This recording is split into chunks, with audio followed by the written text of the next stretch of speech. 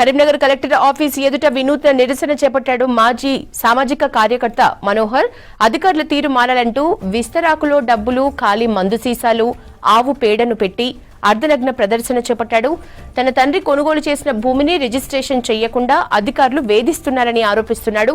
గతంలో తాను ఇచ్చిన కంప్లైంట్స్ ని ఫ్లెక్సీలో ముద్రించి ప్రదర్శించాడు. ఎన్నో అక్రమాలను బయటకు తీసిన తనను అధికారులు కావాలని వేధిస్తున్నారని ఆరోపించాడు. ఇప్పటికైనా అధికారులు తనకు న్యాయం చేయాలని విజ్ఞప్తి చేస్తున్నాడు మనోహర్.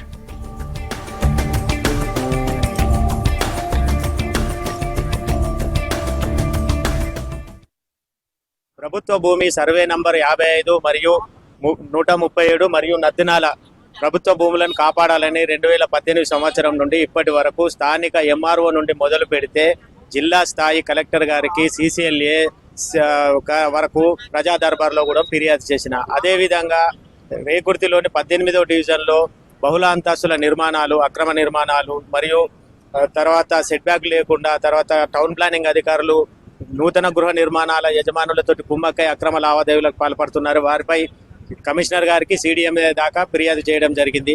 అదేవిధంగా ఖాళీ స్థలాలకు ఇంటి నంబర్లతోటి మీటర్లు మంజూరు చేస్తున్నారని విద్యుత్ శాఖపై ఫిర్యాదు చేయడం జరిగింది. ఈ క్రమంలో మా నాన్నగారు కష్టపడి సంపాదించిన పట్టా భూమి కొత్తపల్లి హవేలీలోని సర్వే నంబర్ 432లో 2 ఎకరాల 16 గుంటల భూమి మా నాన్నగారు కొన్నారు. మా నాన్నగారు 40 సంవత్సరాల క్రితం కొన్నారు. ఆ కొన్న తర్వాత మా నాన్నగారు బ్రతుకున్నప్పుడు 4 గుంటలు 25 గజాలు బండా కిషన్ రెడ్డి గారికి రిజిస్ట్రేషన్ చేయడం జరిగింది. వారికి ఖాతా నంబర్ 96, పాస్బుక్ ఇచ్చారు, పట్టాదారు ఇచ్చారు, అన్ని క్లియర్ టైటిల్ అన్ని ఆయనకు క్లియరెన్స్ ఇచ్చారు.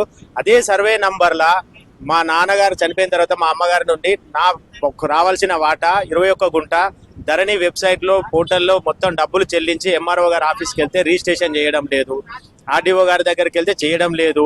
అదేవిధంగా జిల్లా కలెక్టర్ గారికి మరియు CCLA తర్వాత ప్రజా దర్బార్లో కూడా ఫిర్యాదు చేసిన. అయ్యా నా భూమి రిజిస్ట్రేషన్ చేయడం లేదు, ఇది పరిస్థితి అని HRCలో కూడా కంప్లైంట్ చేసిన.